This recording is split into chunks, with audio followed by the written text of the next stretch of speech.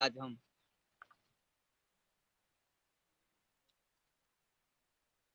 समग्र ब्राह्मण परिषद छत्तीसगढ़ द्वारा आयोजित यह पुरुषोत्तम मास में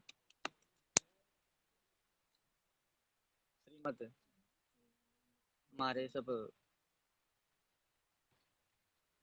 सदस्यगण समग्र ब्राह्मण परिषद के सभी सदस्यगण मिल करके यह बड़ा ही सुंदर बेड़ा उठाया है, क्योंकि ये भी जो कोरोना वैश्विक महामारी चल रही है, इसमें हम कथा इत्यादि तो कर नहीं पा रहे हैं, कोई भी बंधु से कथा श्रवण नहीं कर पा रहे हैं। इसलिए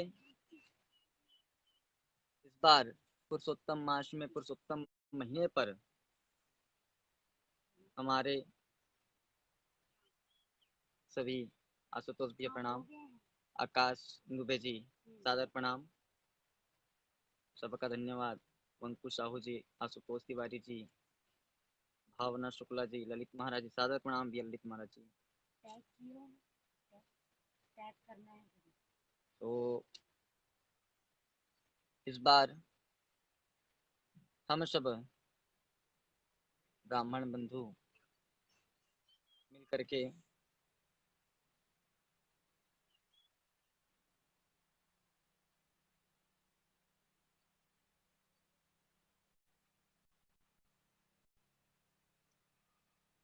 ये सारी इस बार हम कथा श्रवण कर पा रहे हैं। ब्राह्मण परिषद ने बड़ा ही सुंदर आयोजन किया है कि ऑनलाइन आप सभी को सोशल मीडिया के माध्यम से कथा श्रवण करा सके।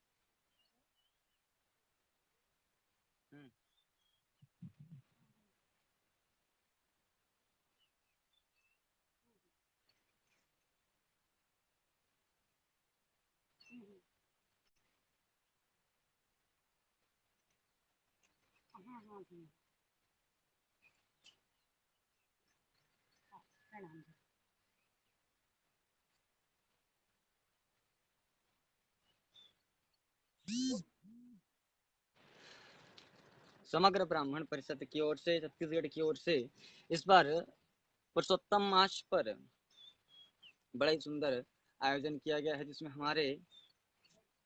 कुछ हमारे बंधु हैं, बांधव हैं, हमारे मित्रगण हैं, हमारे अध्यक्ष सचिव महोदय जी, उन सबकी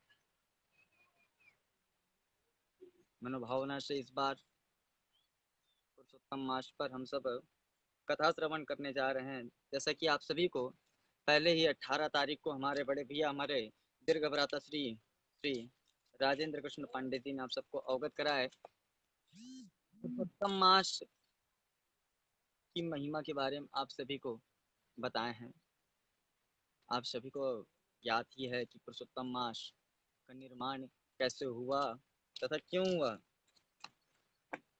तो और वैसे भी कहा गया है कि पुरुषोत्तम मास से बड़ा और पुरुषोत्तम महीने से बड़ा ही सुंदर कोई मास नहीं, कोई महीना नहीं, कोई दिन नहीं है। जिस मास को, जिस दिन को हमारे भगवान नारायण ने स्वयं आरंभ किए, स्वयं स्थापित किए हैं, उस मास में अगर कहीं हम कोई भी कथा श्रवण करने जाते हैं, इससे बढ़कर कोई सौभाग्य की बात ही नहीं। सबसे पहले मैं धन्यवाद करता हूँ समग्र ब्राह्मण परिषद छत्तीसगढ़ के सभी सदस्यों का, कि जिन्होंने मुझे उस लायक समझा और मुझे यह कथा भगवान नारायण की गुणानुवाद करने का सौभाग्य मुझे प्राप्त कराए। मैं मेरा नाम पंडित प्रेम पांडे, मूलतः छत्तीसगढ़ दुर्ग से निवास करता हूँ। मेरी माता जी स्वर्गीय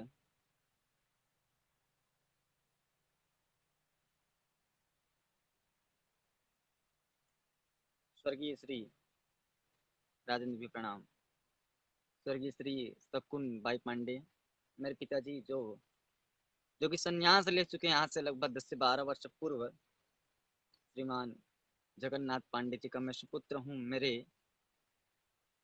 पूजनीय गुरुवर सलधा निवासी श्री ब्रह्मचारी जी महाराज जी, और पुनः अभी मेरा रहना वैसे तो अभी नामाखेड़ा सिमगा के पास ही हो रहा है। तो आइए,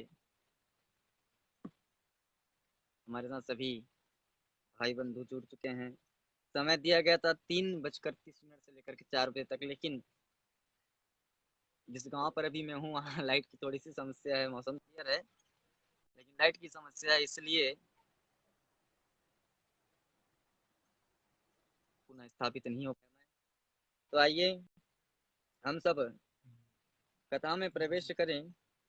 उससे पहले हमारे सभी आदरणीय जन, भाईजन, समस्त सदस्य, सभी सदस्यों से सादर नमस्कार, सादर प्रणाम सभी को। राधे राधे। पुरुषोत्तम मास की चर्चा हमारे बड़े भ्राता श्री कर ही चुके हैं, आप सभी को बता चुके हैं कि पुरुषोत्तम मास में इस प्रकार भगवान नारायण हिरण्यकश्यप को उद्धार किए थे, उनका उद्धार किए थे। भक्त प्रहलाद भक्त प्रहलाद को किस प्रकार भगवान नारायण अपने पुत्रवत स्नेह प्यार किए थे। भगवान नारायण की असीम अनुकंपा हुई थी हिरण्यकश्यप पर, जो जिनके लिए भगवान स्वयं नर सिंह रूप लेकर के आया था। आधा शरीर जो था उनका नर का था और मुख भाग, सिर का भाग शेर का था, इसलिए उनको नरसिंह कहा गया। उस हिरण्यकश्यप के लिए भगवान ने 13वां महीने का निर्माण किया था। वो 13वां महीना यही पुरुषोत्तम महीना कहलाता है, यही मलमास कहलाता है, जिसे हम मलमास कह देते हैं, पुरुषोत्तम मास कहते हैं। वही 13वां महीना भगवान नारायण उनके लिए निर्माण किए थे। जरा सोचिए, जिस 12 महीने को ब्रह्मा जी बनाए, ब्रह्मा जी के बनाए हुए 12 महीने पर हम जब कथा श्रवण करते, इस मास को, जिस महीने को स्वयं साक्षात मेरे नारायण बनाते हैं, उस मास में अगर हम कोई भी कथा श्रवण करें, कोई भी यज्ञ हवन पूजन करे, उसकी महिमा का वर्णन स्वयं ब्रह्मा जी भी नहीं कर पाए तो हम क्या हैं। तो एक तुच्छ से, एक साधारण से मनुष्य हैं। तो आइए, जैसा कि आप सभी को ज्ञात ही है, आज दिन 20 तारीख हमें समय दिया गया था। गौरव झा भैया सादर प्रणाम, पारस तिवारी जी महाराज जी सादर प्रणाम। हमें ददीची महात्मा कथा आप सभी को हमें श्रवण करानी है। महात्मा ददीची, तो भगवान नारायण के पुत्र हुए ब्रह्मा जी, और ब्रह्मा जी के अथर्वा, और अथर्वा के पुत्र हैं महाराज दधीची। दध्यंग ऋषि जिसे कहा जाता है, दधीची, दधीची।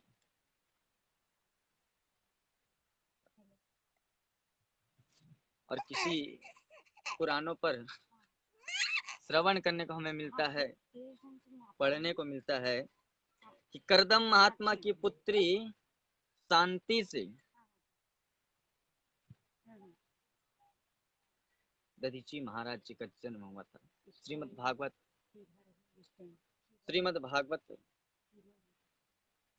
भागवत महापुराण के अंतर्गत बड़ा ही सुंदर श्लोक आया गया है, जिसमें कहा गया है कि दधीची महात्मा को करदम मुनि ने अपनी पुत्री प्रदान किए थे। अजवर्णे ददाक शांति यया यज्ञो वितन्वते। अजवर्णे ददाक शांति यया यज्ञो वितन्वते। महाराज ने अथर्वा ऋषि को, अजवर्णे अथर्वा ऋषि को अपनी पुत्री का कन्यादान अथर्वा ऋषि के हाथों में किए थे। श्रीमद् भागवत महापुराण से है ये। तो उनके ही पुत्र हैं महात्मा दधीची, परम ज्ञानी, परम तपस्वी ब्राह्मण, तपोनिष्ठ, कर्मनिष्ठ और धर्मनिष्ठ ये थे ये ब्राह्मण। हम सब ब्राह्मण वैसे भी हैं ही, और साथ ही साथ ये संत भी थे, बड़े ही संत। संत थे तो थे कैसे? और जिस जगह पर रह करके तपस्या करते थे, जिस जंगल में, नैमिषारण्य में एक बड़ा ही सुंदर स्थान है। वैसे तो अभी तक जाना हुआ नहीं है नैमिषारण्य, लेकिन हमारे कुछ मित्र लोग गए थे। हमें अभी सौभाग्य प्राप्त नहीं हुआ कि हम नैमिषारण्य जाकर के दर्शन करें। नैमिषारण्य बड़ा ही सुंदर दधीची महात्मा जी का स्थान है, जहाँ ये निवास करते थे, जहाँ इनकी तपोस्थली है। तो जिस जगह पर रह करके ये जप इत्यादि तप करते थे वहां पर मनुष्य तो संतुष्ट थे ही, साथ ही साथ पशु पक्षी इत्यादि सब के सब संतुष्ट रहते थे, सब के सब इनको आशीर्वाद देते थे। और जितना हमें मनुष्य के आशीर्वाद से फलीभांति प्राप्त होती हुई है, उससे भी ज्यादा हमें पशुओं से, पशु पक्षियों की आशीर्वाद हमें फलती है। और हम क्या करते हैं, इसीलिए हमें कहा गया है कि किसी भी पशु पक्षी को आप मारो ना, हिंसा ना करो। और संत संत को रहना कैसे चाहिए? संत हृदय नवनीत समाना, नवनीत के समान कहा गया संतों को। और हमारे संत थे ये ऐसी महात्मा दधीची, नवनीत के समान। इनका मन बड़ा ही कोमल था, कोमल रहने वाले संत थे ये महाराज श्री हमारे। तो इसी प्रकार बड़ा ही सुंदर परिभाषा बताई गई है। तो श्रीमद् भागवत के कथा अनुसार हम चले तो भागवत पुराण के अनुसार में एक समय की बात है, देवगुरु बृहस्पति इंद्र आदि अपने शिष्यों को छोड़ करके चले गए थे, रुष्ट होकर के चले गए थे। देवगुरु बृहस्पति जब रुष्ट होकर के चले गए तो सारे देवता अपने तेज को खो चुके थे, क्योंकि देवगुरु बृहस्पति उनके पौरोहित्य कर्म इत्यादि किया करते थे, उनको तेज प्रदान किया करते थे। तो सारे देवता अपने तेज को खो बैठे थे। और जैसे ही असुरों को पता चला कि देवगुरु बृहस्पति रुष्ट होकर के चले गए हैं, तो असुरों ने स्वर्ग लोक पर आक्रमण कर दिए। तब सारे देवता चले गए कहाँ? गुरु ढूंढने के लिए। गुरु परम आवश्यक है, ताकि हमारा जो कल्याण है, कल्याणकारी हमारा जो ये शरीर है, इसे भगवान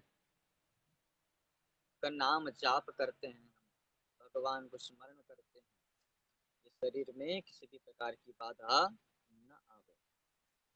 तो सारे देवता चले गए त्वष्टा मुनि के पास में।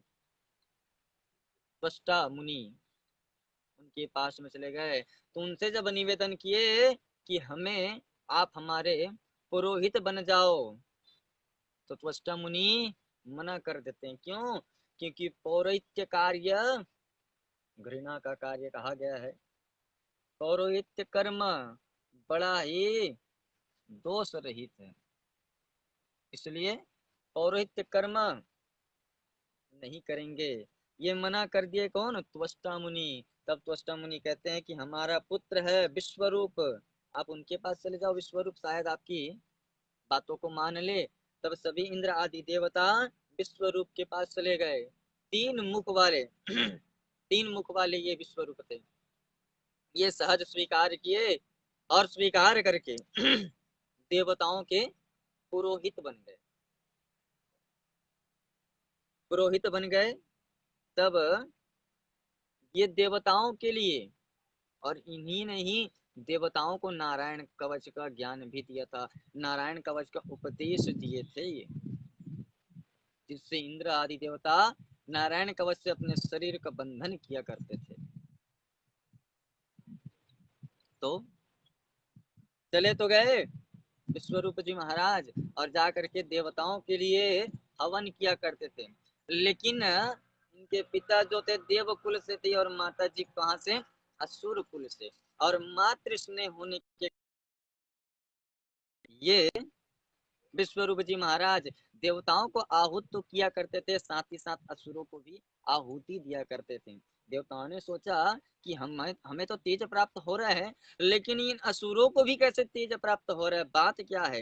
ये सोच करके देवता देखने लगे तो उनको ज्ञात होता है कि विश्वरूप जी महाराज देवताओं को आहुति तो दे रहे हैं, लेकिन साथ ही साथ असुरों को भी दे रहे हैं। तब इंद्र ने उनका गला, उनको मार देते हैं, गला काट देते हैं। इससे उनको ब्रह्म हत्या इत्यादि लगती है। ये सब कथा से आप भली भांति परिचित हैं, ये सब आप सब श्रवण करते रहते हैं। तो जैसे ही त्वष्टा मुनि को ज्ञात हुआ कि मेरे पुत्र को इंद्र इंद्र ने मार दिया, तब वो त्वष्टा मुनि एक यज्ञ किए और यज्ञ में आहुति डालते हुए कहने लगे, इंद्र शत्रु विवर्धस्व। इंद्र को मारने वाला एक पुत्र, एक संतान प्रकट हो गए। तो वहां से निकला कौन, वृत्तासुर नामक एक दैत्य।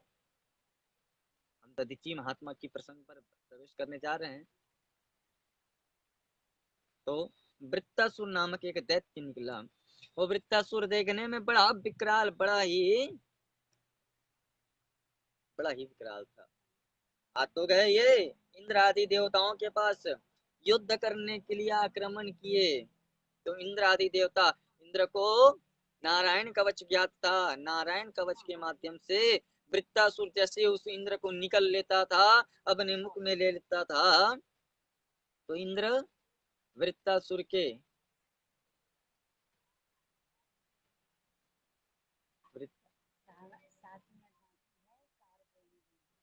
वृत्तासुर वृत्तासुर के पेट को फाड़ करके बाहर निकल जाते थे। इस प्रकार जब अन्यंत्र दिनों तक ये युद्ध चलता रहा, तब सभी देवता थक करके ब्रह्मा विष्णु महेश के पास गए।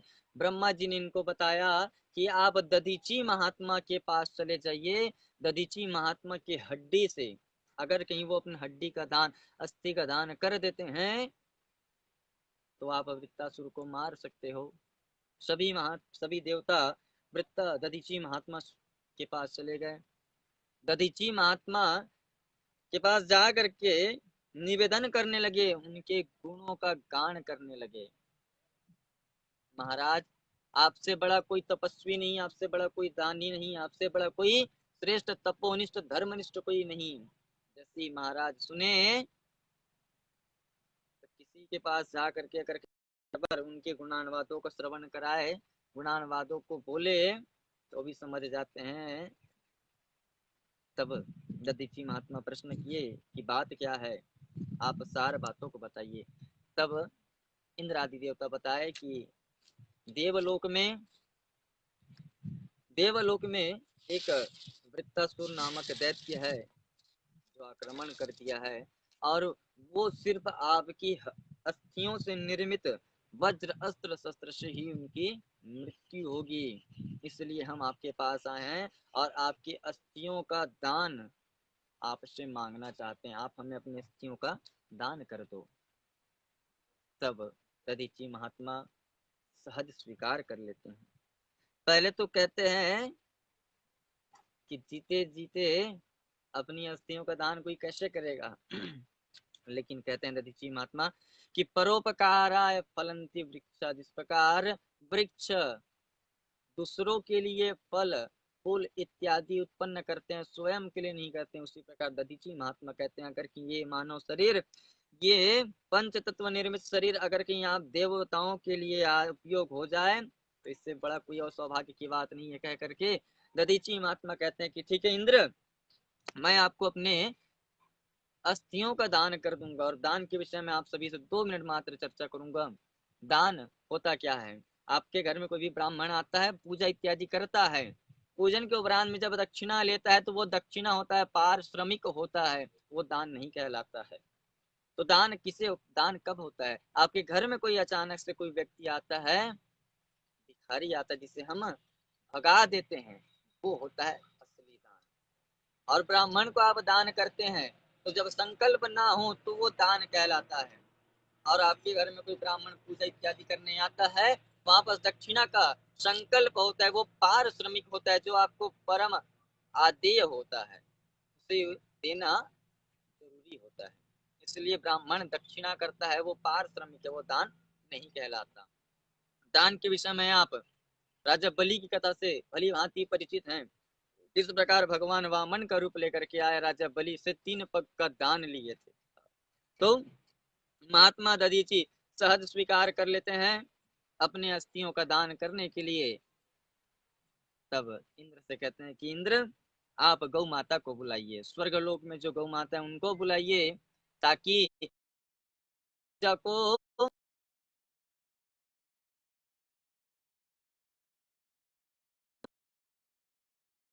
को ले ले, चाट लेगी गौ माता, ताकि आप मेरे इन हड्डियों से, अस्थियों से अपने लिए शस्त्र का निर्माण कर सकेंगे। स्वर्ग लोक से गौ माता को बुलाई गई और महाराज दधीची बढ़िया गौ माता का पूजन किए। और ये वही गौ माता है भाइयों, जिन्हें आज हमारे समाज में, हमारे इस देश में गौ माता का हत्या किया जा रहा है, गौ वंश को बर्बाद किया जा रहा है, गौ माता को पालने के लिए लोग दूर हट रहे हैं। ये वही गौ माता है जिसने, जिनकी कृपा से, जिनका पूजन स्वयं दधीची जैसे महात्मा किए थे।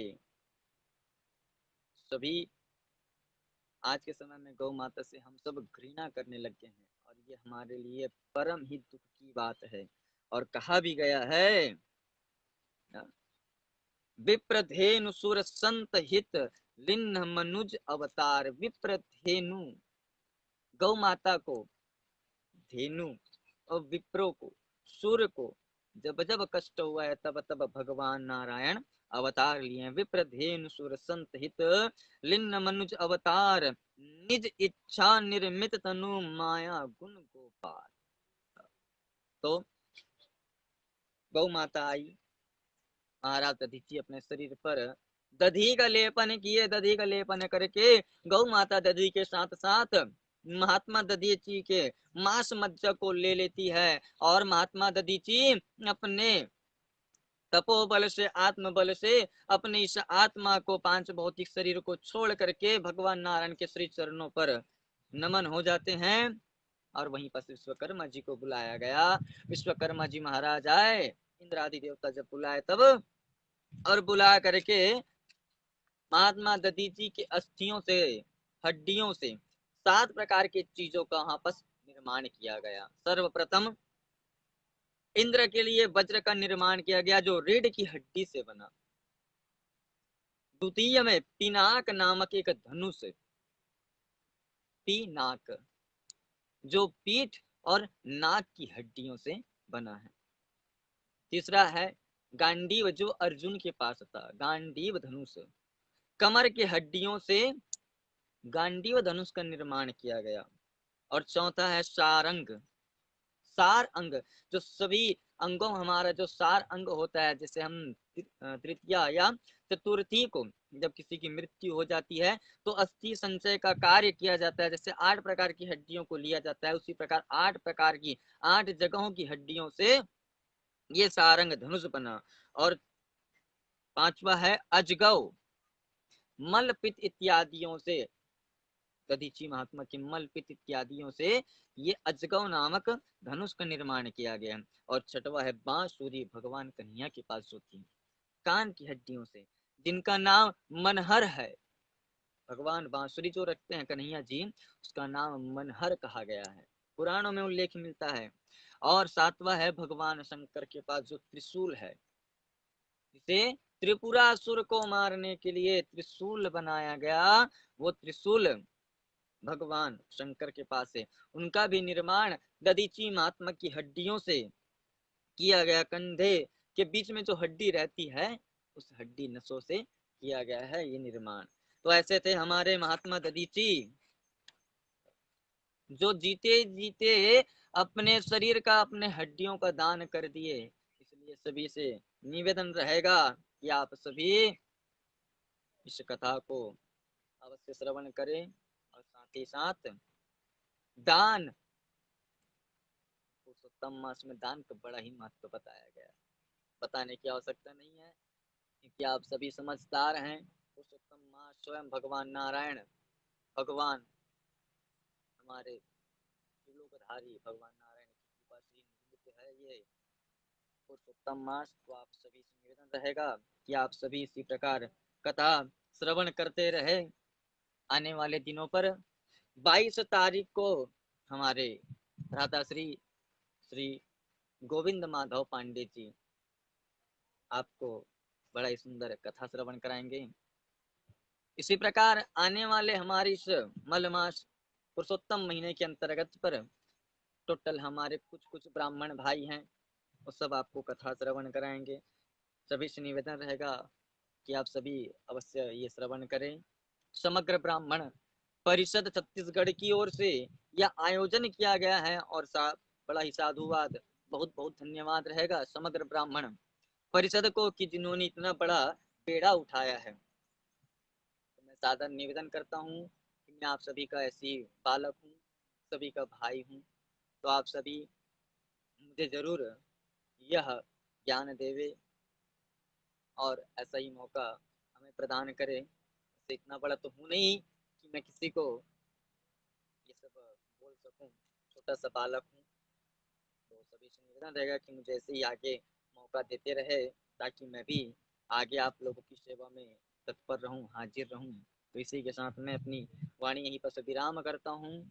आप सभी जरूर आने वाले दिनों पर कथा श्रवण अवश्य करें। अगर बीच में हमें मौका मिल जाता है तो हम पुनः आप सभी से उपस्थित रहेंगे, आप सभी के सामने रहेंगे, ताकि आप लोगों का आशीर्वाद प्राप्त कर सकें। जय जय श्री राधे, जय श्री कृष्ण। सादर प्रणाम। राधे।